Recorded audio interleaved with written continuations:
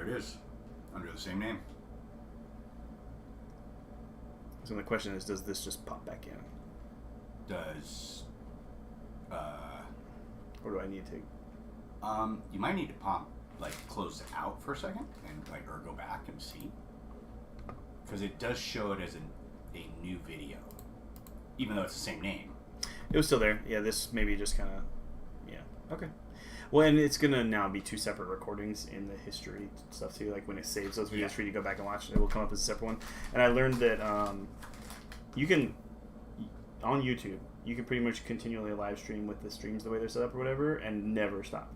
But every 12 hours, it splits it into a separate recording. So it automatically just... It keeps going, but it just says, all right, here's the break. On YouTube somewhere, it just is an end of file at 12 hours, and then there's another file in your own video queue. Yeah.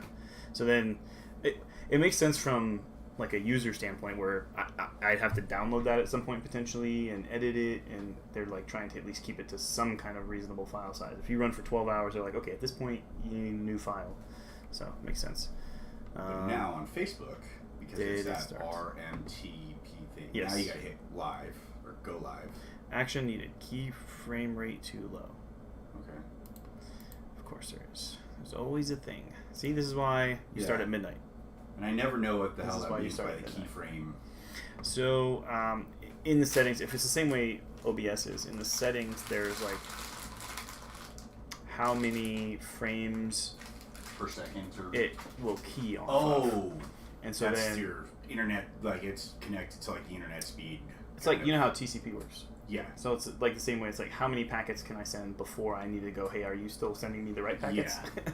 And so it does the same thing with the keyframing for video quality, but it's saying I can't guarantee that your video looks good if you don't send me more keyframes. But that's okay. So it looks like it's live on Facebook too. Is it? Mm-hmm. What, you scroll down real fast? That's it right there. Well, that's your video feed. On Facebook. No. Watch. Like, scroll down just a little. Are you at the bottom of the page? Oh, you're at the bottom of the page. Wait a minute. See? Next video source, complete post details. Yeah. It's good. But see, it says... Because I don't see the video. Oh, yeah. It just probably wants me to, like, make it look better. I don't know. So there's that. What's your live video about? Like, it wants me to share it. And I already did that earlier. But it's not... Are you seeing it? You're not seeing it? I'm not seeing it on Facebook. It's right here. There is persistent. See, this one should have the pinned comment, but let me go to Rescue Residence page. Go to page. Oh, I saw it. Yeah, now I see. If you go back to that editing page. Now you want me to go back? Yeah, I know. Persistent stream key is being used. Oh no, hold on. Did it just change it again? Because I went out of it and went back into it. This is why we start at midnight. Yes, we've discovered why we start at midnight. Continue. Wait, maybe if we continue. Okay, because there's over there where it says save change. All right, so